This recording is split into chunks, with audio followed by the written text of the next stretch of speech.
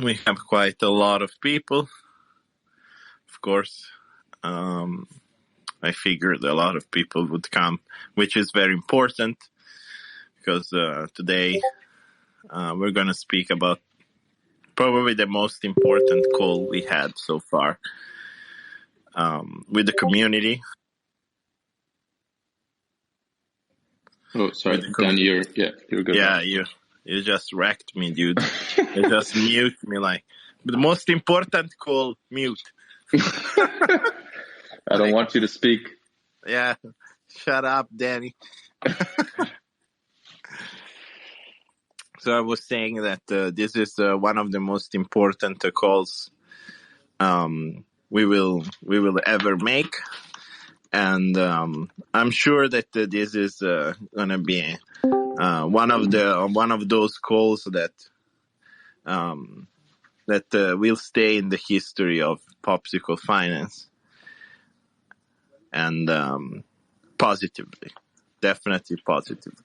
It will not be one of those like whining bullshit calls. Like it will be something about the future of our protocol together. Something about what is going to happen next, how we are gonna make it, because we are gonna make it, and what's the plan here. So this is what is important for me. Now we are at 2 days almost from one of the most strange events and nights in my entire life. And so, ciao Scoopy. Thank you for coming. Hey, thanks for having me. Hey, appreciate it. So I will start then. I wanted to, some other people are coming, also some other friends for sharing their experience. But this is not going to be like a post-traumatic stress disorder kind of after. How do you feel after the situation and kind of stuff? But more like I would like it to be more of a bright call, talking about how actually people like Scoopy, for example, like Paolo Arduino, if will come later, and other projects actually made it and are making it, even though they have been hacked or had some issues with their protocols. And everybody know that hacking is part of a journey. Unfortunately, is what has happened to us a couple of nights ago. We got wrecked after. What happened is that I was finally in the bed early and in my sea house, and I received a message from Mr. Giorgi here, and he says like, "Oh, Daniele, we got wrecked." And of course, my first comment was like, LOL. And like the Doge emoji, the Doge sticker, like, haha, like I don't believe you, you know. And and I saw that he actually didn't answer, didn't respond to that. And I called him, and just by the voice that Georgie had, I was like, oh shit, like what's going on? And he posted the transaction, and I have to say that I feel like DeFi, it's becoming more and more of like a family thing, because in not even like 5 minutes after I received the ping about it, that was like not even 5 minutes when this was happening. We had a war room, we had a lot of friends on it, and all the team from Popsicle Finance was there looking into these transactions. I don't know if Andrew's coming here because he was busy today. But anyway, I want really to thank Andre Cronje, because he was the first to hop into the war room and looking into the situation. Then there was Pulpi from Jörn. And of course, I have added the two auditors representative from Certic and PackShield into the group, and we went really, really hard and really fast as a response team. Of course, in this kind of events, like what happened is that the hacker was very smart, was very fast, and the whole thing happened within a block. I just even after 15, not even 15 minutes, we was already on the phone to try to freeze the USDT at least and the USDC, but very, very, very fast the hacker was tornadoing everything and swapping everything, no matter what was the price quote on swapping out the stable coins into DAI and into ETH. So we looked into everything and we realized that unfortunately the worst thing had happened, and about 80% of all the pools were drained, which is quite of a hit for such a young protocol like we are. But at the same time, inside of me, I was thinking, fuck, imagine if this had happened like in a month from now, because of all the stuff that I was talking with other protocols and hedge funds and my private funds and customers and institutional clients. Like what would have happened if we would have been hacked with $200 or $300 million under management? And yeah, this is sort of like a lesson, because you realize that sometimes like cautious is not enough, never enough. And we are in a market into something so early. Like we are innovating on a daily basis, and I wanted also Scupy to come here because, like Alchemix, for example, one of those protocols that built everything by themselves, and it's a completely new thing. It's not a fork of something else or anything like that. And innovation always has a cost. Like and I realized this because I was thinking, how much did it actually cost to me in terms of time, team, and the research to arrive to the point where we were, that we were printing pretty much money for everybody, because if you look at the performance of what we will publish, but the performance of what was doing Sorbetto V3, Fragola versus all other competitors, even if we had way more TVL in the same range, we were doing exactly what I expected. So we were outperforming everybody. And yeah, it was very sad, but at the same time was like, okay, well, this is happening. This has happened already. It doesn't make any sense to kind of like cry about it. We need to figure out how this situation can become something to learn on and to build on top on, and to consolidate the existing community and make sure that everybody is one single family, and we move ahead without looking back anymore, like just looking forward. And this is why pretty much I have not slept for about 40 hours, because the most important thing was like, okay, now the hack has happened. Now what are we gonna do? Now how are we gonna make everybody whole, and how are we going to advance this protocol to become one of the top protocols in the world and become the real market maker of DeFi? I have to say that I find it funny, but it's not so funny. But I kind of liked the fact that on Nasdaq.com, we have been quoted literally as the decentralized DeFi market maker, Popsicle, which is interesting because I figured out that at the same time, we are finally perceived as what we are, and this is just a step back. But how my grandfather always say, and this is very Italian, but to be able to shoot an arrow, you need to pull the string back and put the arrow in it.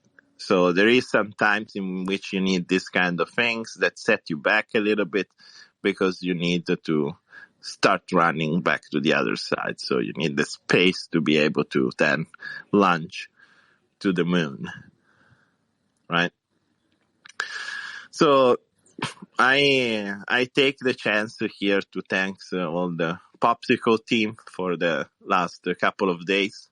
They have been really, really hard working, trying to make sure that we wouldn't lose any additional funds from the same exploit.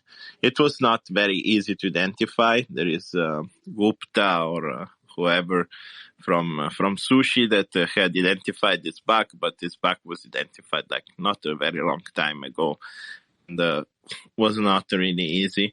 If we had 2 audits and it didn't get caught, I mean, I don't like the blame game kind of situation, but I wouldn't even consider this thing like an easy hack.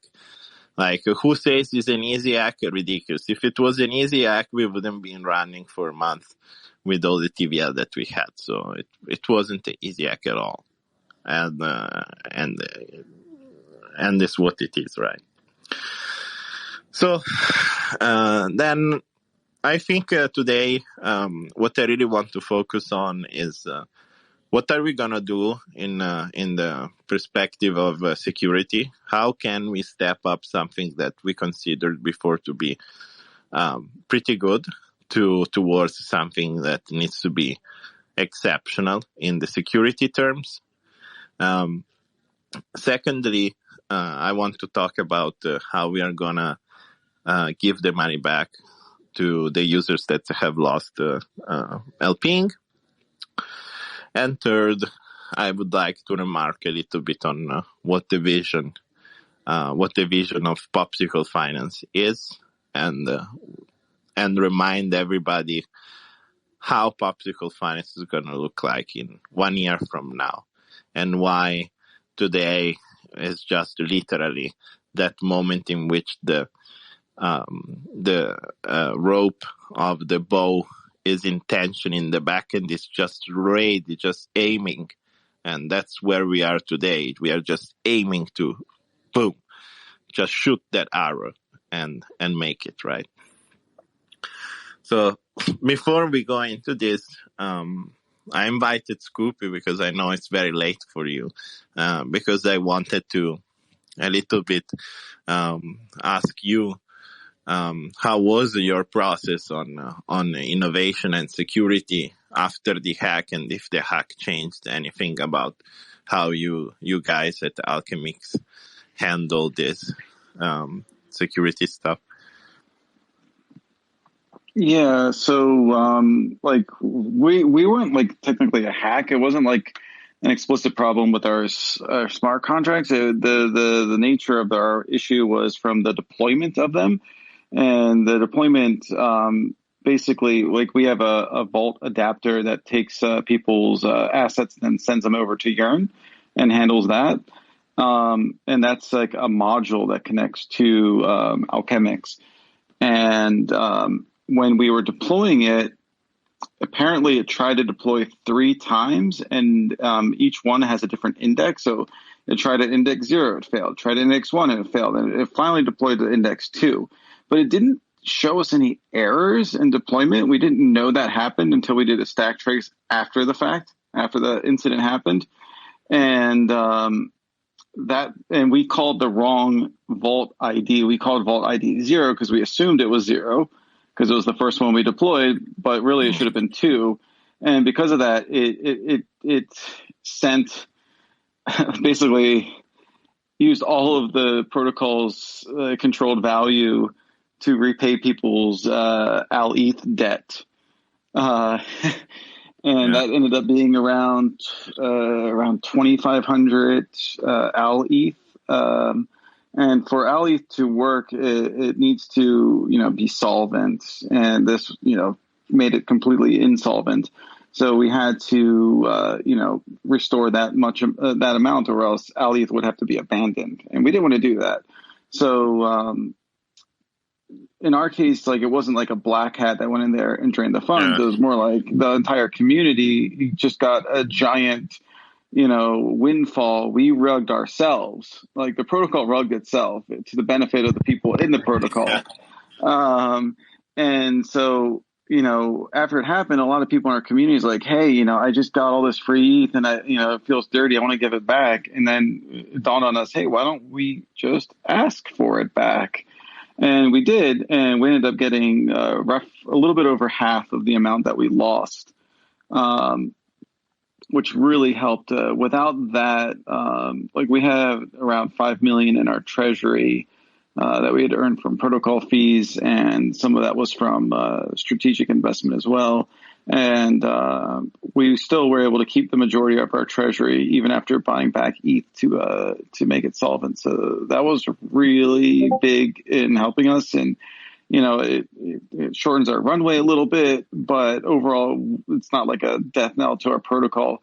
And it's for us, it was really, really like, a beautiful moment to see so many people giving back to us. It was beautiful.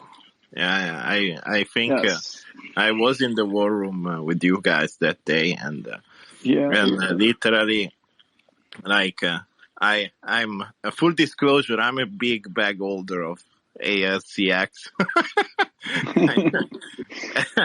And I was there, I was listening to you guys talking, and I was just like looking at the price just dumping, like it happened with ICE the other day.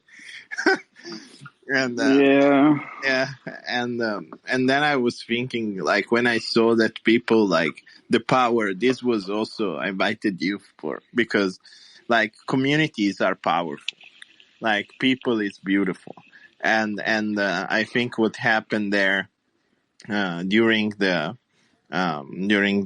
giving of ETH back, because at the end was their money at that point, right? Like, there was no other, like, they could have kept it all, right? Like, it was in their head. Like, giving it back was really great. And I think, I really think that this was the show, the show of how community can turn things into better things, right? Mm-hmm. And I think yeah. Oh, go ahead. About the security though, what does your process look like? Like, what? We always strive to get 100% test coverage on every single contract that we publish. In fact, we have gotten that, and because of that, it kind of gave us a little bit of a false sense of security. Because we assumed that things would be working. Our DAI version was working, and we had very, very, very minimal changes to the ETH version.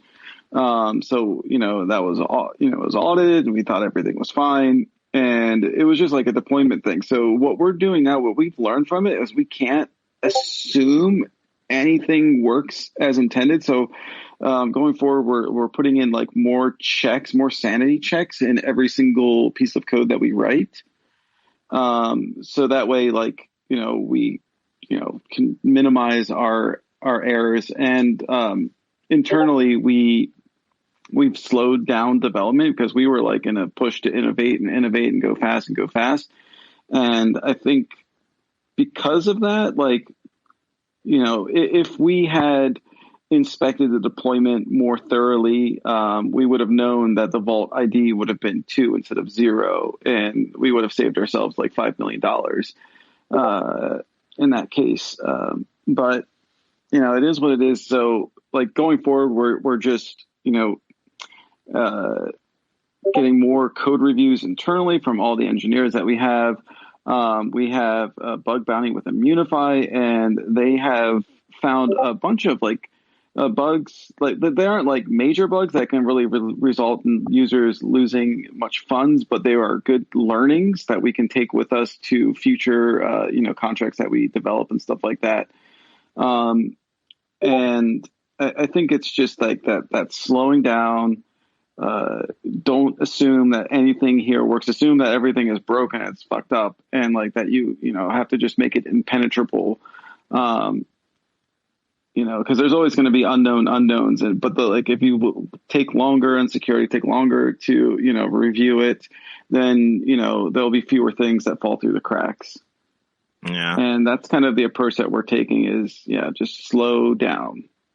Yeah, because that's pretty much also like a wake up call also for us, right? Because at the beginning we always want to hammer everything fast and get shit shipped, and make it happen. Yeah. When everyone in Discord saying when, it's like soon. It's coming. Yeah, and you really want to make it happen, but the realization is that 1 week could cost literally more than you would even imagine. I could ever imagined, right?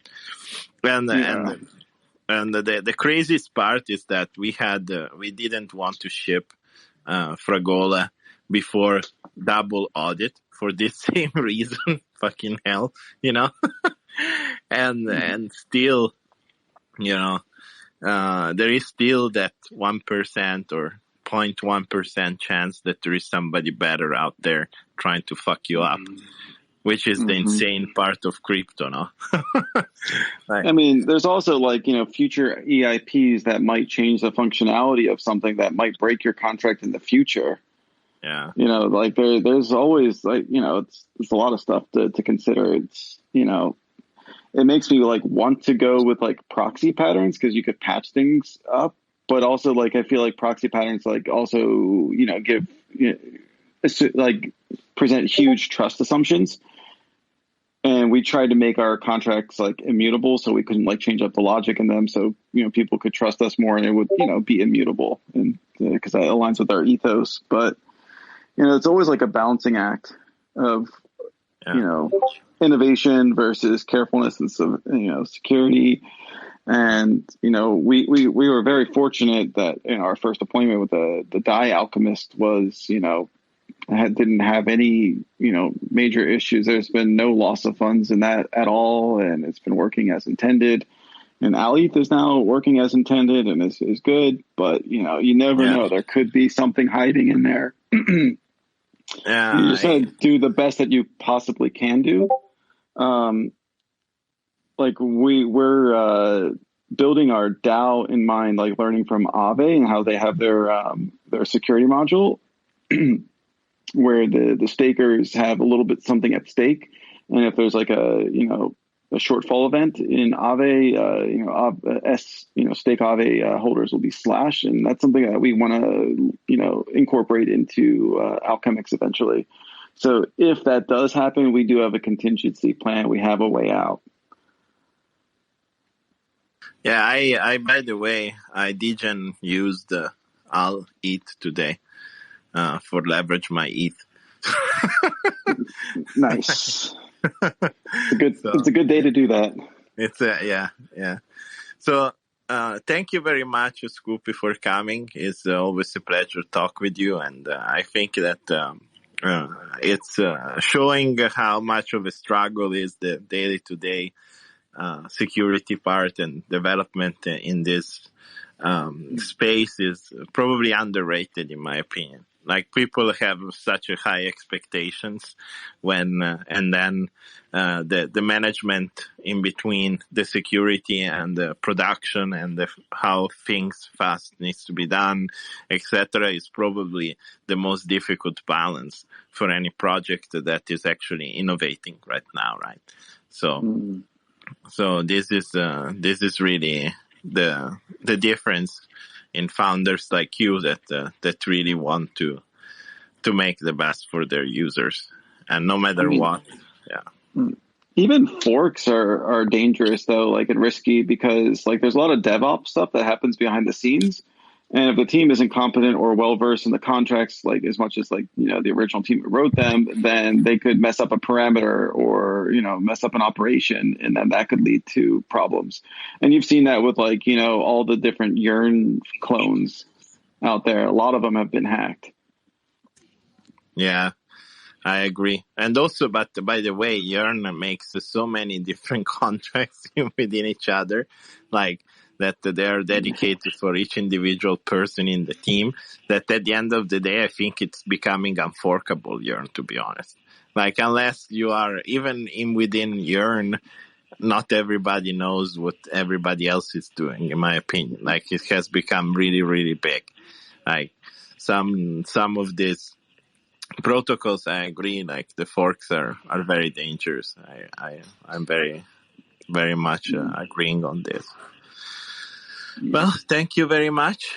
I will ask now Immunefi, and you have also talked that you are using them too, to maybe join the stage and talk a little bit with Squirrel also about how we're gonna work together moving on. Yeah, exactly. Travin, if you can just kind of give a bit of a background on exactly how you guys have worked with other projects and how you're going to be working with us, that would be great. Just like a quick summary of that. Yeah, sure.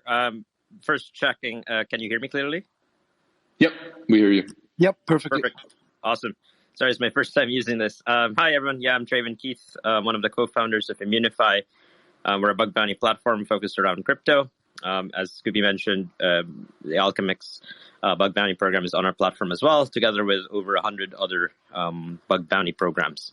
So the way we usually work with our clients is essentially we ask them, what they want to secure. And I'm actually the one who takes those answers and crafts a bug bounty program. And we put it up on our site. And our job is to find bug bounty hunters, essentially security researchers, to look through the code and report responsibly whenever there's something that they found. We've prevented, I guess, like if you consider also like the total economic damage, including like token price, it's almost, somebody estimated it to be over $1 billion now.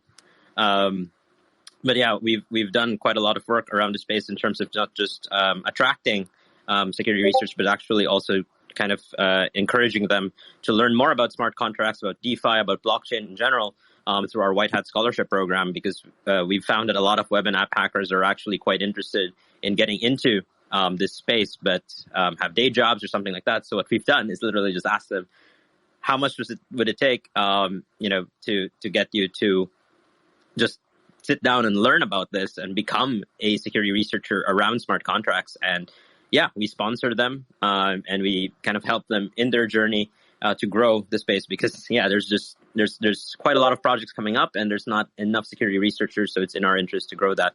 And the reason why we're investing so much in that is that our entire pricing model is purely performance based. There's no fee at all for onboarding, there's no fee at all for maintenance, so we don't ask our clients to even give us a deposit. And of course, they can even pay out in their own token. And so we only charge a 10% fee on top of the rewards that they pay out. So, if it's a minor bug that costs $1,000, the project pays them $1,000, and then they pay us $100 after, and the bug bounty program continues on. So yeah, if we don't deliver, bug reports, we don't get paid. So it's on us to deliver. Yeah, I think super thankful. Thanks for that. I think the really cool thing here, or what's really important here, in general, also as a space, right, is that you're kind of creating a place of competition, right? The problem, especially now it's already a bit better because there's more and more security auditing companies, but there's a bit of a problem where essentially everyone's kind of saying, oh, have they been audited? Have they been audited? And then in the past, especially, people would just say, okay, we need to pay this, and then we get audited, and then that's fine, right? And the auditor, they didn't really have a competition, right? Because there's so many projects out there that launched that wanted something. And what I really like about the Immunefi aspect is that there's kind of a competition in terms of, all right, who solves this actually gets the money, right? But yeah, thanks for that. Danny, do you want to speak towards kind of the plan in terms of the security that we have with using the different platforms and everything? Yeah, so as Scoopy mentioned, like testing and testing and testing is very important. In this, is something that was already planned for happening for Fragola and for Sorbetto Limone. We will be working with Certora. Certora is a very strong auditor, but more than an auditor, it's very strong on writing tests and do formal verification. That's what Scoopy was talking about. Like it's more of a mathematical approach to how things should be tested. And that is probably the most important part in the security journey. Secondly, I think that Immunefi is a great solution that has become more and more popular, and I think that they're doing an outstanding job on onboarding new white hat hackers and security experts into the crypto space, which is something that is really, really needed. And third, we are identifying new and different auditing firms, and we will probably have to step back in terms of timing and look into using more recognized or at least more expensive and stronger auditing firms like Open Happening and Consensus for all our products. This is very important at the end of the day, because we are not going to relaunch things like tomorrow. Like even if we identify this bug, and very likely there is nothing much more than that, still we want the Certora to make a formal verification of Fragola. There is, at this point, there is a few things that we want us to modify from the contracts and make it even better. That's because we learned a lot from running these contracts over the course of the last weeks. And based on that, we want to relaunch something that is institutional grade, more than just consumer grade, up to the highest security standards possible. And I think this will be also a very good thing for Popsicle. Yeah. Very good. I think that a part of this, we have a lot of people that is looking to know. So the biggest question right now is, that is kind of left here in the air, is when money? So right. So I've been thinking a lot about compensation, like how we're going to give money to people, and at the same time, we are not gonna get ice holder wrecked, not inflating the wall supply, or mint new tokens, or all that kind of stuff, right? And still allow the DAO to have enough power to support development of new products, etc., in terms of decentralization, because it can be just Daniele-centric, like I can sponsor to a certain level things, but there is, I wish I were a billionaire that loves to build rockets to the space, but I'm not. So there is two approaches, actually three things that we are going to do, if of course they get voted by the DAO. But these three things are, for me, the best solution for everyone. I will start talking about the solution. Thing number one, these things are combined. So the first thing that we're going to do is borrowing money to start repaying part of the losses, the funds loss. So right now we knew that the protocol was making around $3.5 to $4 million revenue a year, and I was thinking like, okay, if I take like a loan for $10 million, how much is going to cost that loan? And I was feeling like it was too expensive. Even though it can grow, it will grow, the business will make more money. Still, it's like a big chunk of very expensive money to borrow because the rates out there are very, very high, especially for stable coins, which is what is denominated the losses. So I was thinking, how can we repay people in a decent amount of time, so in a correct amount of time, but at the same time don't completely destroy the earnings from the company. In traditional startups, having a debt of 10 million and being a company generating net revenue of around 3 million, it's not a big deal. So it's actually pretty sustainable. But at the same time, we also need to eat up on that debt as fast as possible over time, because we don't want to carry that debt to infinite, right? So the solution here for me was to borrowing over a period of time more and more money. So what does that mean? I talked to Andre. I don't know if he's going to join today. He never used the Twitter Spaces, but he was pretty busy, but it's likely he will join. I talked to Andre, and now I sent also this idea to Leo from Cream, and I don't want to kind of contaminate Abracadabra and Popsicle. I think they need to be separate projects, so we can't knock on the door of Abracadabra and say we want money, right? This would be not nice. So the idea here is to request a credit line to the Iron Bank. This credit line, though, is not for the entirety of money right away, because it would be very expensive and not very good, as I explained before. We will request $1 million now, and 500,000 minimum every month for for making this borrowing sustainable. So as the protocol grows, we can borrow more and more and repay more and more based on the fees that we are generating and what capabilities we have on paying the interest rates and the fees that we need to pay. And very slowly, but at the same time, I think that in 1 year, Popsicle is going to look much, much different than how it is today.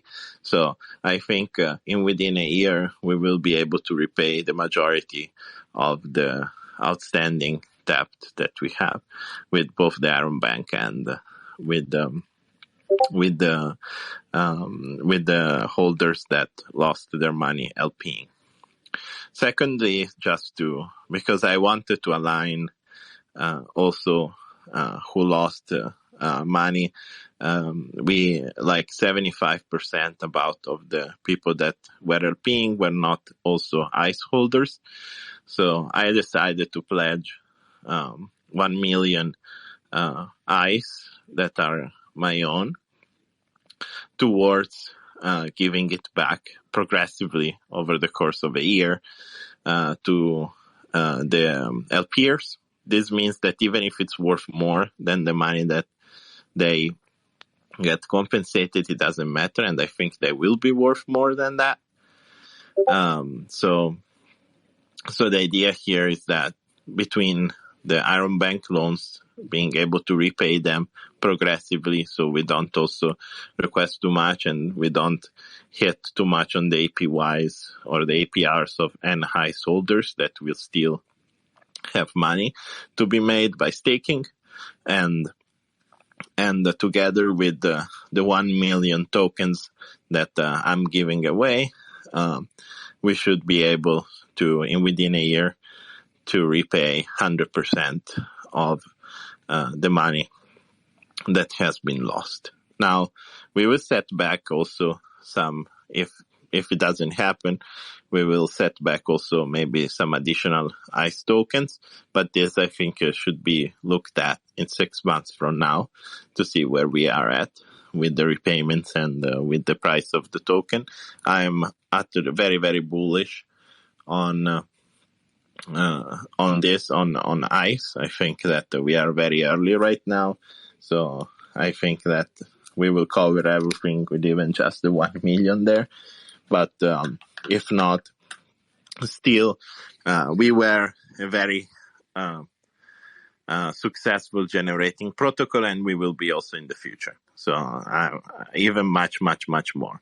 I think it's not realistic with all the improvements in securities, the things that I have talked already with institutional investors and hedge funds, etc., on having a very high TVL by the end of the year, earning a lot of money for an ICE and being able to pay everybody back. So the second thing that we were thinking about doing, I would like, that is also in addition, so I would like maybe Squirrel to talk about it. Yeah, for sure. So I think this is the third idea, right? So the first one being the Iron Bank, the second one being Danny's tokens. So the third idea really here is the aspect of, look, Popsicle has always been innovating, right? It's really the sense of, we were the first to do cross-chain governance. We were the first to do cross-chain airdrops. And we were one of the first to do UniV3 LPing. And so we were thinking, all right, how can we be a little bit innovative, community-centric also, to kind of get more money back, right? And we also realized that obviously DeFi, all of us in DeFi are super close. All of the people in the NFT side are super close. But there needs to be more of a bridge between DeFi and NFTs as well. And so what we were thinking is essentially creating this aspect of having spirit NFTs that are airdropped to all of the addresses that lost funds, that were LPers. And on the other hand, we want to get around 5,000 to 10,000, this number hasn't been decided yet, Berserker NFTs. So Berserkers in the old Scandinavian times were the warriors, the Viking warriors, right? And so the aim here is that we make Pepe warriors, essentially, and these will be used, as profile pictures, for example, right? Because they're going to be much, much cooler than any sort of punk, than any Bored Ape. And furthermore, what will happen is if you hold the Berserker Warrior NFT and the Spirit NFT, you will not have to pay protocol fees up until $1 million worth of LPs. So what does this really mean? It essentially means that if an address holds the Spirit NFT and the Warrior NFT, you're not paying any fees on the 1 million. And I mean, that's massive, right? You're essentially, if you're depositing 1 million, you're saving yourself 100K. And so what will happen essentially is that we do a sale of these Warrior NFTs, right? And all of the money collected via the sale will be distributed to the LPers that lost funds. The LPers themselves that got the NFT Spirit airdrop, they can of course decide to either sell their NFT Spirit, or they can also decide to hold it and buy the Warrior NFT to LP in the future. And so I think this is a really, really cool kind of cherry on top, right? I really want to bring NFT and the DeFi space together. And I think that there's a lot of money that can be raised like this. I think it's also a showed token to kind of help and support all of these warriors that were willing to risk their funds inside of the LPs. Let's not forget that all of us here are really, really in a tiny, tiny industry, and we're experimenting and we're really forming the future of finance. And so doing something like this, community driven, but for the whole DeFi and NFT community, I think is going to be really, really cool. Yeah, I would like to add something. Like, to be able to go to Valhalla, you need to die. That is the reality. Like, and the Vikings were striving to die in battles to be able to go to Valhalla. There is some sort of like situation going on with all the projects that are successful. Like, we all are some sort of warriors of finance, and in our own way, we have experienced losses over the course of this last year, because we are talking about it's not even a year and a half that DeFi has become a thing. We all have been hacked. We all have lost money in the process of innovating. And I want that this NFT profile pictures of Pepe warriors become like the profile picture that shows that you have been really engaged into innovation. You have been one of those crazy degens, the degen that entered those pools first. Sometimes you got lucky, some others you didn't. But together, because of this, we have made the market as it is today. Of course, these warrior papers will be all different and have rarity and all things like you can expect from any NFT drop of this kind. But the interesting part is that, like, the spirits of the warriors that we are going to airdrop to the people that died, let's say, of course in commas, right? During the Popsicle hack, are gonna be paired with the warriors, and in that case, the value added is huge, is massive. And imagine if you, how much is it worth an NFT that make you pay 50K or 100K less a year? Like, it's very interesting also as a DeFi NFT kind of situation of keeping innovating. And I'm expecting if you guys have some ideas on how we should make the sale of this and where Rarible or a Miso, Sushi Miso platform or other ideas. I see there is also Daryl here. Ciao man. And all the guys, like, if you have ideas what we should do, and you have a project that wants to be included with like a hat or something inside, or to make this all together, then please reach out to me, because it's in development phase, but it's something really, really cool that we can make it happen, and it can become like the flag of DeFi. Yeah, I think afterwards we'll open up the stage, right, Danny? Or did you want to add something afterwards? So just some information. It was 439 addresses that were affected by the hack. And so, there will be 439 NFT spirits. I think let me start inviting, or if you have any questions about anything, the hack, about next steps around the recompensation, or have any ideas or whatever, please just request and then we'll add you to the stage. I will add Silent Wolf. You should be able to speak now.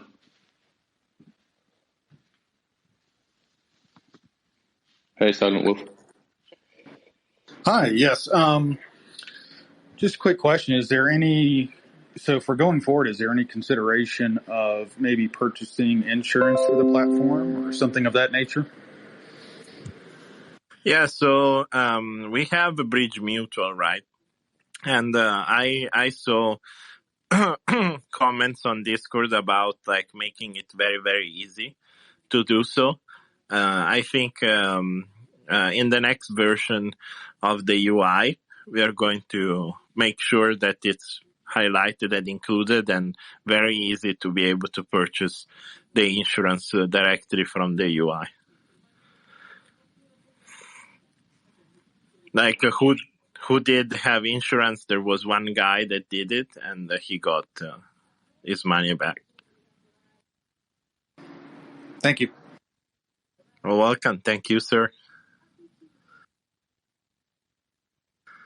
Please, guys, come ahead on stage.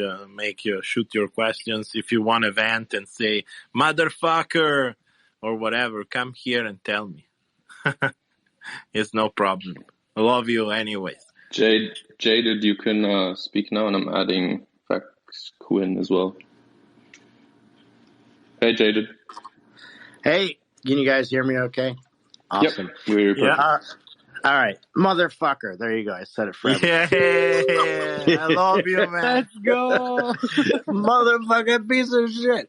All right. Hey, thanks so much for taking this in such stride and with such professionalism. And as somebody who has had a small amount of money in for a couple months, and then literally yesterday, 4 hours before this hack, said, you know what? Let me move a shitload more money into here. This looks like a really good idea. I'm certainly feeling the burn, but I have every confidence in this team. So thank you very much. My question or comment really is about these auditors. And I know that it's not a iron-proof thing, but when we have Certic, when we have Peck Shield, kind of saying, yeah, this looks good, and then this bug looks like something that kind of existed before, and they should have caught it. Is there any? Number one, I'm surprised that any reps from those two companies aren't here. Number two, I'm surprised that at least Peck Shield just went in damage control mode yesterday and kind of defending their own ass. Is there any kind of consideration for the reputation of these auditors, and what can be done community-wide to kind of warn against these real lazy auditors that don't really seem to be doing what auditors are supposed to do? And, is there any kind of remuneration with them? Their reputation should certainly suffer for something of this magnitude. Well, sir, I understand your beef. I was also an LPer. I just got lucky in because I had quite a substantial amount of money, but I was going to wrap some of my bitcoins to REN BTC and then swap them to WBTC and put like 3 million on the WBTC USDC one. And fortunately I didn't. But I'm gonna do it when it's coming back. The situation with auditors, unfortunately, is the following: like when you do a contract with them, they very clearly say, like, you can't blame on us, you can't fucking say fuck you, motherfucker, like you said, and we can't do anything about it. It's very unfortunate because as I mentioned before, I wanted to be ultra careful, and I double audited. I was doing the formal verification with Certora, and then adding a top layer on top and going for the consensus audit, and so on, because I really have a lot of institutional clients requesting for this, and it's very important. Now, what can we do? The only thing that we can do is learn from the mistakes and look better at the top list on who were the auditors that got wrecked the most and just take them off of the picture, right? Like, this stuff was expensive. Like, these audits were not free, as you can imagine, right? Like, and still... Yeah, I think it's also the aspect of, again, like making sure that there's a creation of competition, right? Where like you don't, again, like what I said before, what I really like about Immunefi is that you don't go to an auditor and tell them, hey, I'm going to give you 50K, 100K, look at my code. And then they say, sure, we'll look at it. And then that's it, right? But the aspect of having competition where it's more like, hey, here's 60K if you find something, right? And that creates competition, or here's 100K. And so I think it's really pushing towards that as well. Yeah, Unfortunately, they both should be working these approaches, but that's not the case. So yeah, that's what it is, and we need to try to do both things anyway. Like the standard audit needs to happen anyway. Like it's not that now we are going to just make like the bounties and stuff like this and not doing the normal audits or just the formal mathematical verification on the codes, the tests and this stuff. It's impossible. Like we need to do everything and more. So because really the demand is there, like the demand for our products is huge. Especially in the strategies and the Sorbetto Limone and all the work that we have been doing with also blockchain research lab that I see there is here. Ante, Leonard, is here. So like there is so much that we need to do. And, unfortunately, we're going to take a little bit more time for taking out these products, but the benefit at the end of the day is going to be huge. So, yeah. Well, thanks so much, guys. I appreciate the answers. And as always, go Popsicle, go Abra, and thanks so much for the professionalism here. Thank you, man. Thank you, man. Thanks, man. for Appreciate being it. here. Cool. Vaquixon, you can speak now? Yeah. Cool. Can you hear me? I also haven't used Twitter Yep. Spaces. Yeah, we hear you. Awesome. Cool. I also want to echo that last point before I ask my question. I just want to commend you, Danny, and the whole Popsicle team on your handling. It's a extremely emotional and high adrenaline situation when you get wrecked like that, all in one block too. And I feel like the community's collective response you've gotten so far is a reflection of that can-do, reality-shaping mindset. And I still fully believe in your team and vision of the project long-term. That being said, are all 3 ideas that you propose for compensation going to be individual DAO votes? No, it's all together. So it's going to be one done together. Oh, okay. So it'll be one DAO vote essentially. Yeah. It's like the whole thing. Like I want to compensate. Like there is, unfortunately, Paolo is still busy, but I wanted you guys to hear the story of the Bitfinex hack. And actually how that turned out to be one of the best things that happened to the people hacked. I want to follow that path of like this is kind of like the moment of rite the passage, right? The ritual passage. Trial by fire. Yeah. Like there is like this thing that for who experienced the hack in first place is that like feeling in your heart, like that you can't breathe for a moment, these 5 minutes of like, oh shit, kind of situation that is beyond reality, But after that, if you strengthen up and you just focus on what is bright, then in reality, I think is important and it's what it is, and it's gonna be beneficial for the longer term of the project. Yeah. So do you guys have any timeline internally that you could share of when those 3 ideas, first of all, would be put up as a formal proposal? Well, tomorrow. Okay. We're gonna publish. Yeah, nice and ice. So we're gonna, we are very fast in this kind of stuff. We like to hammer the things as it's hot and not just let it dry. We want to shape the sword as better as possible now. So tomorrow we're gonna put this on proposals. I think the combination of this at the end will actually give the hacked users more money than what they came in for.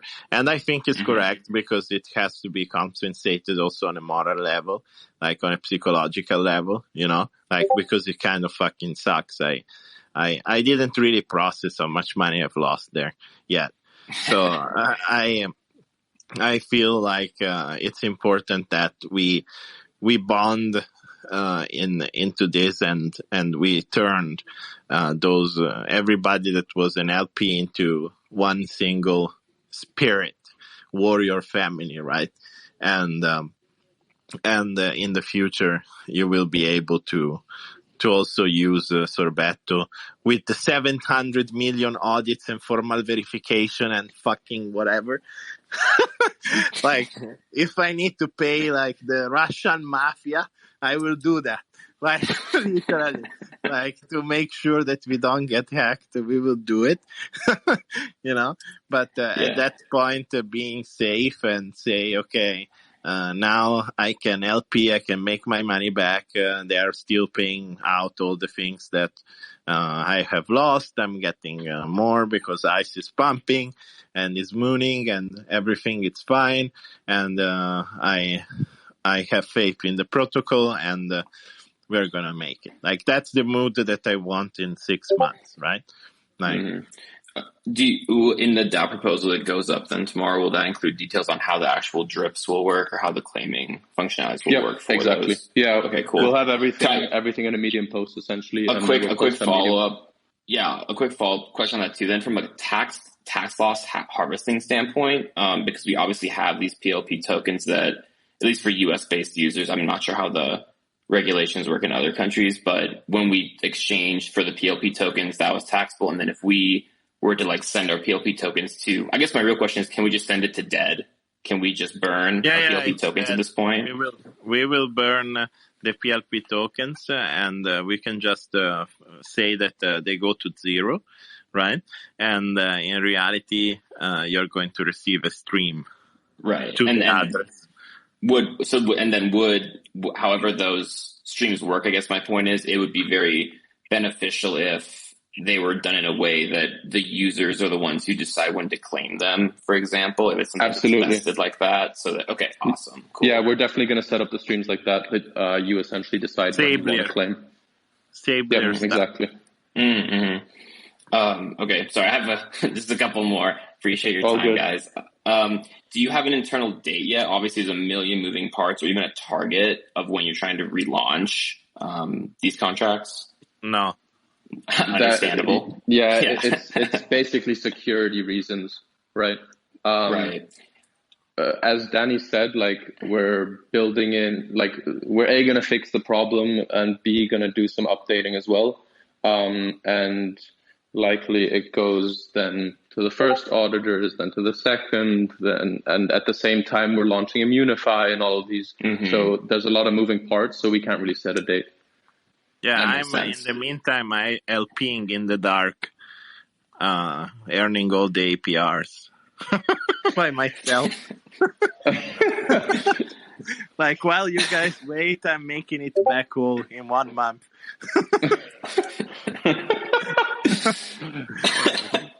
Your optics are funny, man. I like them. For the Spirit NFTs that are being airdropped, are those all going to be equivocal, or is there going to be any variation based on like percentage of PLP funds held of the users, or is it just going to be blanket? Everyone gets the Spirit. Yeah, we haven't. I think that's a good idea. I definitely think that's a good idea. We haven't really discussed that yet. There could definitely be like ranges or something. We haven't discussed that yet, but I like the idea. I think this is really where cool. Like the NFT idea really, like, we've set kind of a ground framework, right? But I think there's still so many ideas that can be put in here. Obviously, the more complex we make it, the more complicated it is to build, right? And so we don't want to make it complex because I think it's important to push this out. 100%. But yeah, that's a good idea. Yeah, I had this idea that theoretically we could put the Spirit and the warrior together, and they get burned, and it comes out like a new NFT. Like Pokemon, that is like the Spirit entered the warrior, and it makes like the god or whatever, like the god, they're going to Valhalla. It's already in Valhalla, so you get the benefit being in Valhalla, right? You reach the top. But this is like gamification stuff, and I would really appreciate if you were on Discord talking about this as a community effort, because apart that I think that it's gonna raise a ton of money, to be honest. It's gonna be really cool. At the same time, I think that we can really play with it and make it really dope. Something that really people want to buy, huh? Yeah, and also just on the note, I think if anybody's here, or if anybody is here that knows of someone that would want to collaborate, someone knows a sick artist, or someone knows someone that might want to build something like this, like, we're super open and would love to collaborate, because again, this is like for the whole kind of DeFi and NFT industry together, not just for us. We should connect separately off topic, because that's something that we could actually maybe facilitate. Awesome. But Yeah, anyway, send me a DM for sure. Yeah, for sure. Cool. Just two more points here, then I will hand the mic happily over. Do you guys as a team feel that this exploit should have actually been caught internally prior to deployment from a logistics standpoint? I know the auditors, but like, all that aside, you guys are talented programmers. I've read through some of your Solidity code. And obviously this was an exploit where it was more a lack of code than an actual problem with your existing written code. Those unknown unknowns like Alchemist was referencing. Do you feel you should have caught this? Yeah, man. Of course. Yeah. That's why I'm saying, like, it's not just the auditors to blame, to be honest. Like, it's the whole thing. Like, I think it's at the end of the day is our baby, right? And it's like my child got wrecked by, like a bully in school. Like, that's how I feel about this. And yeah, unfortunately, we are humans. I tweeted about this, and the only thing that we can keep up is keep standing, right? Keep moving forward. Yeah, I would echo the Alchemist point too, and some of the other folks that speak, that I think the biggest change you guys could make to mitigate, and at least what I've done previously on projects to mitigate those kind of unknown unknowns, are just sanity checks up the wazoo, and just assuming everything is broken 2 or 3 stacks down, testing compilation progress, just assuming that it's just going to be hell on earth when you deploy it. That's the most beneficial thing that I've personally implemented and seen implemented in other projects. Yeah, fully agreed. Is there, last question finally, is there, so obviously proposals go out tomorrow, DAO votes, etc. Is there an actual date or timeline, assuming that it passes the vote and quorum, etc., that these drips will begin? The people, when money? Yeah, I'm targeting. This has nothing to do with the security stuff, so I can give you an answer on that in the next couple of days. Like I might anticipate the first medium myself, just to start streaming it as soon as possible. So I just want this thing to just start, so we of close a little bit of a chapter, and we move on, and we don't have all this when money, you know what I mean? Mm-hmm.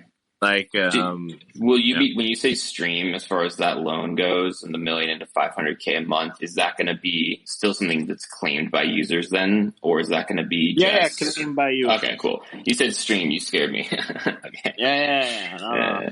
It's still the same. Like, there is a stream, and then you claim when you want. Yes, sir.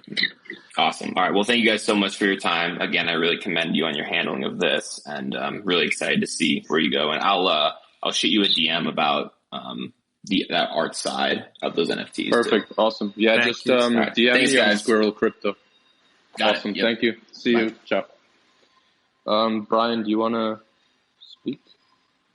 Great. Thank you. I first wanted to just thank you guys for your transparency and communicativeness through all this. It's I'm sure it's been way more stressful for you than it has been for me. Hello. Can you hear me? Yeah, you're good. Yeah. Sorry. You're good. Okay. Eric, I just muted you, just for info. But yeah, so my question, I'll make it quick, had to do with the, I think the NFT idea is really creative. You guys are obviously a creative, innovative crew, and, you have a really great community behind you. I'm glad to be a part of it. Yeah, you're great. And so, the Spirit NFT, I was wondering if there's any thought to making that somehow have some direct value add for the people who have them, rather than having to. I know that there's an incentive to get people to also buy the Warrior NFTs to create more revenue for the protocol, and but also having to have those like combined to have direct value add for the LPers who lost. I don't know how. Yeah, so I've thought about this as well, actually, and possibly.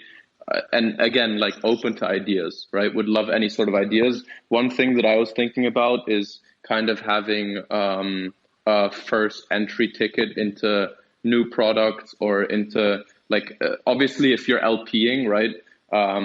In the end, if you have a very high amount of TVL, then your APR is going to go down, right? And so what we could also do is that the people that have the Spirit NFT have a chance of being a part of a smaller pool that uses a bit of a different strategy or something in the future. I think the cool thing about the NFT really is that we can always add different incentives to it or whatever it is. So any sort of ideas, please put them in the Discord or something, and would love to hear those.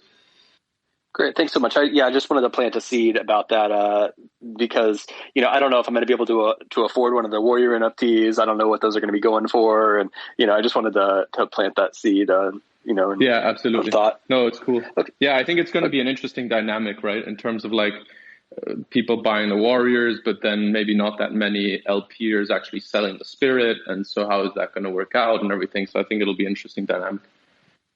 Okay, great. Thank you. Thanks for taking my question. Cool. Thanks a lot, Brian. Matt, I think you're next. I appreciate that. Gentlemen, thank you for your time and for your very well thought out and careful response. I've been watching everything over on Discord. I'm also in your other project. We've been interacting over there under different alias. I've been very impressed overall. I have two things I wanted to run past you, and one I'll just riff off of the NFT comment. As far as the timing of the availability of the Warrior, and recognizing that in all of crypto land, there are some enormous whales out there that many LPers probably have no chance of competing with for the price of a Warrior.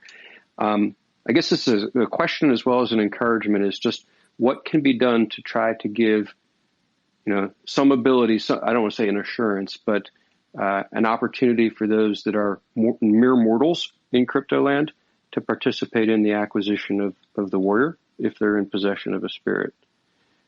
Yeah, we could actually if there is 5,000 Warriors, we could definitely airdrop one Warrior and one Spirit to each one. So at least you have sort of both, right? So we don't put the pressure on it. But I don't know. I understand your feeling. We are still kind of thinking about how the pricing dynamics are going to work. And I agree with this NFT craze and the potential traction that these side projects can take. They might go for a very high price, even the basic ones, right? So, we want to avoid to put more cost pressure to the hacked people, right? Yeah, because I look at this as I want to come back onto the platform and more bigly. And I will confess I was in 3 of the pools. Only one of the 3 got hacked. I got really lucky that my largest position got ignored. And it's strange because I actually was in a pool where there was a flash loan available, and it was just TVL was so small they left it alone, I guess. The link one. No, I was in Bitcoin ETH, but I was in the 0.05%, and they just left it alone. They didn't. Oh, interesting. Yeah, they didn't take it. But I appreciate you thinking about that. And if there's, maybe it's even a time window, like there's a pre-buy window for people who were on the platform ahead of time. And then there's the rest of the world that didn't know anything about Popsicle until they heard about the hack. And now they're trying to ape in, like, give your community a chance before the strangers pile on top. It's just a thought. That's a very good idea. I like that, actually. And the second thing, speaking of community, and I do a lot of volunteer work for a major university, and it was actually one of my mentees. I'm an alumni. One of my mentees is a computer science guy who brought your other project to my attention, and through that I found this one. I'll just say this. If you guys are looking for extra hands while you're busy doing the hard coding, I could probably wrestle up some people that can help you with documentation, UI, building, basic QA testing, unit tests, scripts, that type of stuff. If that's of interest, cheap labor, I'm sure they would be happy to work for a little bit of ice or your other coin, which I won't shill here, but I just wanted to throw that out there. Yeah, definitely. Please reach out to Squirrel, so we will take a look. Okay, very good. Thank you, Thanks sir. a lot, Matt. It's very, like, I have to admit that one of the most beautiful things that I have seen is that after this event, we are really becoming a real community. And I think what we were saying about the path to decentralization, this is really an opportunity that we have to really go full decentralization route. And I can see that a lot of people have so many good ideas, and the collective is always stronger than the individual. So I'm really looking forward. I'm bullish on ICE because of collectiveness more than individuality. Cool. The surrogate reader, do you want to speak? Yeah, hi. Thank you for the opportunity. Guys, you are real heroes. I mean, the way you are handling this is just nothing short of fantastic.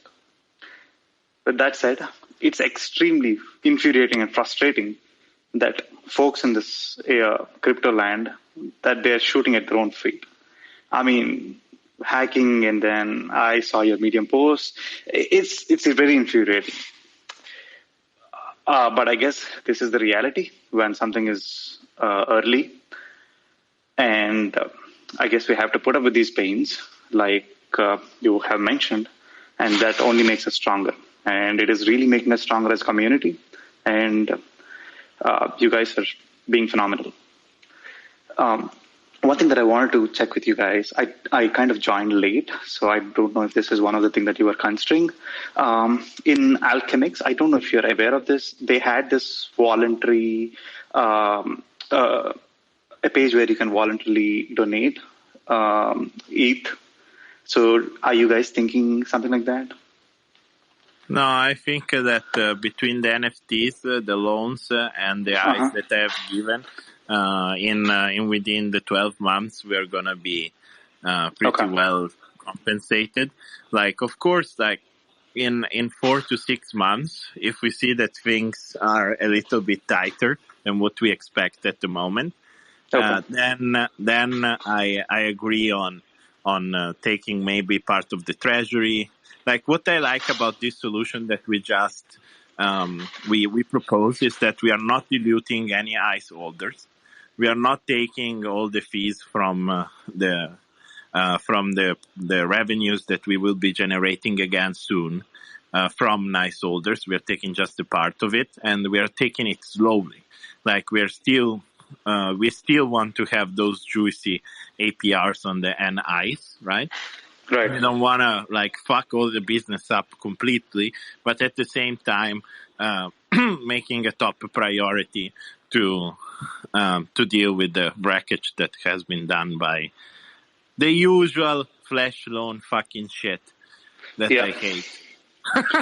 Yeah, Like it's totally on with always you, the man. fucking like I will say this, but this is the last time that I say it. But I feel like flash loans are the most illegal fucking thing on planet Earth, because it's literally there is somebody lending you money to make it. It's like let's imagine that I give you a gun and you pay me for Yep. and you go to rob a bank, like it's and Yeah, I I'm with you, man. borrowed, like it's the same Yeah. fucking thing. Like, and this is really infuriating. Everybody knows that I'm not a huge fan of Aave. And already it's kind of like fucked up and whatever, dude. But I want to thank you for your support, because it's, if we are gonna make it out of this stronger, is because we become a group, we become a collective, and the collective is what wins. Absolutely. Yeah. Thank you for the opportunity, guys. Thanks a lot for the kind words, man. Crypto Kitty, and then I think after it's Eric. Oh, thank you. Yeah, I just have a question about like the auditors. Like how in the world do you incentivize these guys to do a good job? Because like I feel like the auditors probably hacked you themselves, because if they're only getting paid like 50, 60 grand, but there's like a 20 million hack opportunity in front of them, like I don't think these auditing companies are worth like even a fraction of that money. Like, what's to keep these guys honest, or how do you choose an auditing company so that they're actually incentivized to help you instead of hack you? Maybe Immunefi wants to answer this. Well, I mean, I'm a little bit biased, of course, towards our own product about But platform. I think that's why it's worth you answering this. Sure. I mean, in that scenario, I don't really know what the incentive is for the auditing company other than their brand. I mean, obviously their brand takes a hit. We've talked a lot of different projects, and they would say, okay, yeah, we're not going to go with that auditor because they've already had a lot of hacks. So there is some credibility being burned every time there's a hack that goes on. Also, for example, we recently launched a partnership program with BSC where they essentially do matching, and they have a list of auditors that they require the projects that join the matching program to have gotten an audit from these companies. And essentially, if they've had major hacks, they're not on the list. And therefore, a lot of BSC projects won't be going for those auditors because if they're paying, as you mentioned, 50, 60 grand, they'd rather for it to go to a company where it actually enables them to join a matching program on our platform. But yeah, I mean, this area of incentives is exactly why we created our bug bounty platform and structured it the way it is. In terms of convincing black hat hackers, it's actually also one of the biggest areas that we're trying to achieve. And that's why we encourage having not only a scaling bug bounty platform, a scaling bug bounty project, but also a high cap. That's why you see on our platform we have projects having. We just launched actually one of the largest bug bounty projects in the world with $2.5 million for the graph. And a lot of people are freaking out. It's like, why are the rewards so high? And we're actually saying, like, why not? If somebody can find a bug that steals $200 million, paying $2 million or $2.5 million is not that bad of a thing, especially if you have the cash, of course. That's always a prerequisite. But before we were around, it was very normal for somebody to find a vulnerability that, leaked out all KYC data for millions of consumers, and that vulnerability, if disclosed, got paid out $5,000. Like, to me, that's just a huge slap in the face to the hackers, and that's something that we're trying to fix in this space. And yeah, I mean, in terms of a bug bounty program, that's exactly what we're trying to do: make the incentives aligned. Not just for the white hat hackers, but also the black hat hackers. I mean, if they steal $20 million, they're not going to get that $20 million in their pockets, and they're able to go to any bank and deposit the $20 million and say, like, yep, this is my money, I earned it legally. That's not the case. It takes a lot of time and energy, and I know that they probably sent it to Tornado Cash, but that's not done. Okay, now you have $20 million from Tornado Cash. Good luck getting that into any exchange or OTC desk. You still have a lot of work to do to clean that money up. And that's why a lot of Black Hat hackers are actually willing to part with 10% of the amount that they steal. They're willing to part with 90% and just keep 10% as long as that 10% is fully clean. It was actually stated by the hacker who attacked ThorChain recently that that's actually what they wanted to see. And that's all they wanted to get. Yeah, I think there's another point to this, right? Like in the end, also we got these auditing companies on board before we had any sort of TVL, right? So we didn't know, or they didn't know, whether there was going to be 200,000 in this, or whether there was going to be 20 million in this, or whether there was going to be 200 million in this, right? And so there's always, that's kind of the difficult situation where the project at the beginning is like, we need to spend money on this, right? We don't know how successful it's going to be. And at the same time, the auditor is like, we want to make money, but at the same time, this is a risk. And so, yeah, I think what Immunefi and Traven just said is exactly what it is. Yeah, I will add my ape style answer. So for as many beautiful people that are in this chat, there is as many motherfuckers. So unfortunately, it's very hard to know. So it's what it is. I leave it to the experts. I'm no expert on security, to be honest. Like Immunefi and other guys are better than me. And what I can do is try to strive to go above industry standards, right? That's all I can do. Cool. CryptoKitty, is that all? Yeah, that's it. Thank you. Cool. Awesome. Thanks a lot. Thank you, sir. Eric, feel free to speak. Hey, team. Great proposals. I just want to summarize, I guess, for sanity, as I'm talking with some very interested parties in these, I guess, contracts and ICE tokens, including some of the RIN dark node holders that pay attention to Popsicle due to the original airdrops. So that was a genius move by you guys, because many of them are whales and they're interested in Sorbetto and the stand just for yield farming. So just to clarify, I just did some math, $1 million in ICE over a year from one of the individual devs allocation is barely any different from the ICE distributed to yield farmers over a year. So that's very little increase in the circulating supply as a response to this hack. And that's, very in line with existing expectations and pricing. So just looking at just the attitudes of market participants, and the ICE token fell, I guess, in value over uncertainty and a temporary disruption of Sorbetto Fragola earnings. But upon inspection, Fragola only needs one variable change in order to update supply variables in the same method to have prevented this attack. And this was just for the Uniswap version 3 range LPs.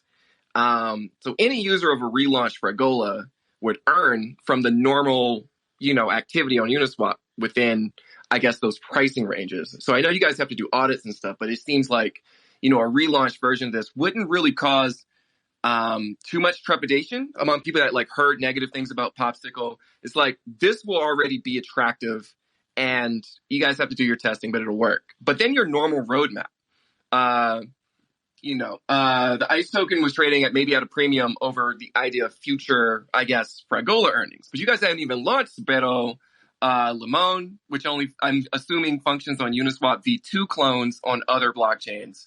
Basically, I'm thinking that, I feel 1 million ICE is going to be worth more than the hack in 1 year. Yeah, and that's super exciting. That's super exciting. So I'm saying, this is basically totally the time to ape in, as the roadmap isn't even altered.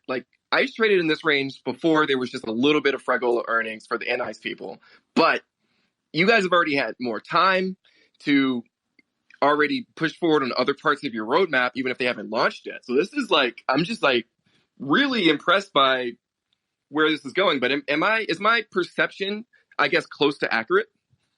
I think you're very accurate. I talked about this a lot also with partners and large investors in ICE today. And you're very accurate. Like, that's why I wanted to do this kind of scaling borrowing, rather than like going with the treasury in, because if not, we would have been potentially compensating hundreds of millions for 20. Like, Indeed.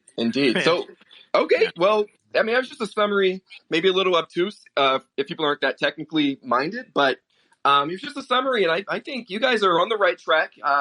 You've done nothing to undermine, I guess, the fundamentals of this. Even people that aren't ICE holders, like, going to go into the Sorbetto products, like, you guys have really good possible returns on that alone. So I think this will work out really well.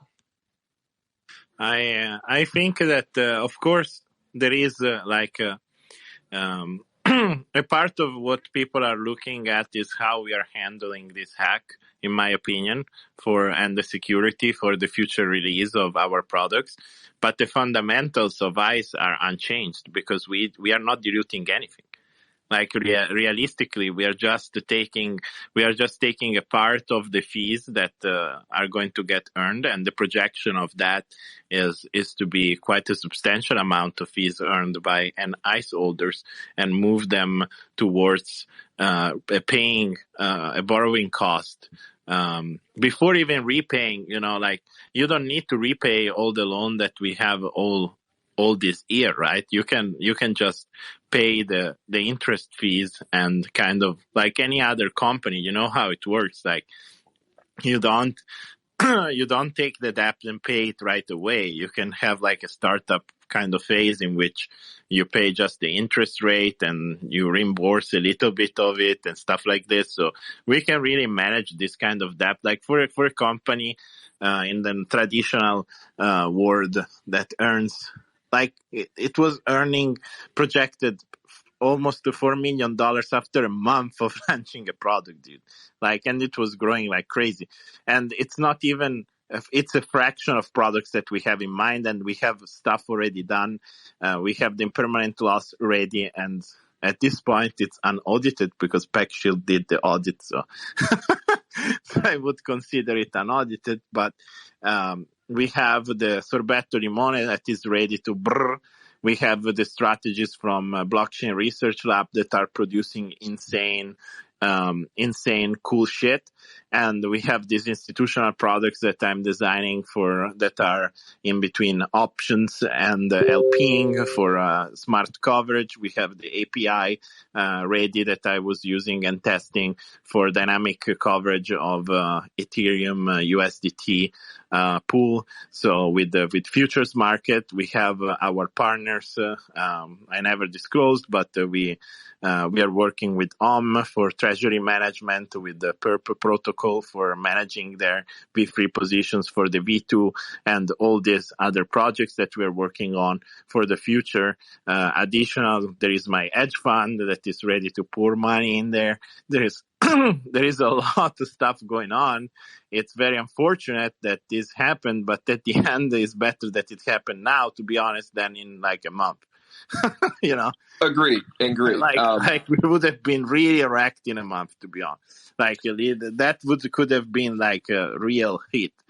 Now it's just, we have money for perspective, for in a year pay back everything, and even give more than what we're supposed to give to who lost, and which is totally fine.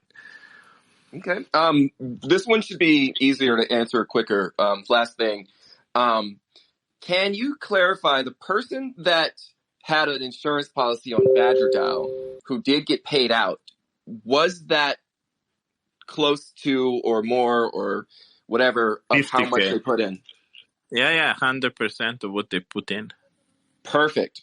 A lot of people wanted to understand that. And that's all for me. I think we should just boost that part of, using DeFi insurance. Yeah, I think I agree with you. 100%. Yo, Eric, thanks a lot for, I think your comments have been spot on. Really appreciate it. Yeah, you really understand what it was my vision in looking into the repayment, right? Like Thank you. That's all I have to say. Bye, all. Thank you, sir. Cool. Thank you. Yo, Hero. Oh. Yo, true OG. Hi, Hero. How are you? Hi. How is everybody doing today? Good, thanks. Well, how are you? Good. Life as well. I just wanted to get on the stage to, first of all, say, where Andre? Yeah, Andre was busy this evening, but it's trying to come. Secondly, I wanted to remind everybody that we're all in this together. Do not underestimate the power of positive thought, especially collective positive thought. This shit's going to reach $1,000 easily. Hold that thought and visualize it in your mind every day as often as possible. Yeah, thank you, sir. Where is the Phantom shot out, though? Yo, thanks a lot, Hero. Well, you see... Use Phantom. I do it for you. I love you, Hero. I miss you. Much love to the team. It's good hearing from you guys. Yeah, you have been around working on other projects without being so active on Popsicle anymore. You just left us. You fucked us and then you went away. Yeah, but now I'm back in your time of need. Thank you, sir. You are very appreciated coming back. Awesome. Smart contract. Do you want to speak? And now the hacker comes and wants 2 million. I wish it would be. That would be there.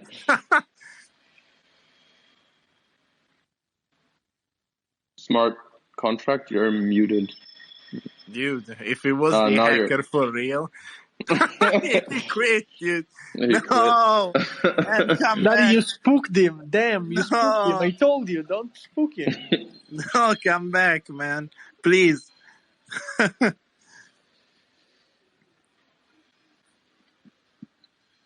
Cool. So, yeah, if anybody else has questions, comments, anything, your time is now. Come to Valhalla with us. Yes.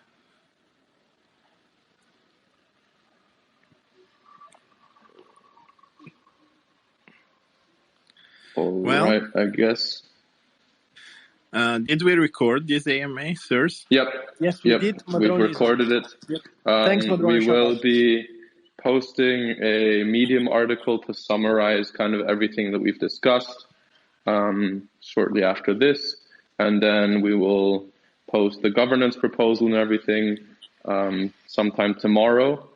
And yeah, hopefully all of you guys can come in the Discord, get together, and really come up with those other ideas for the NFTs as well. And yeah, Danny, do you want to give the last Vikinger words? To Valhalla! Let's go!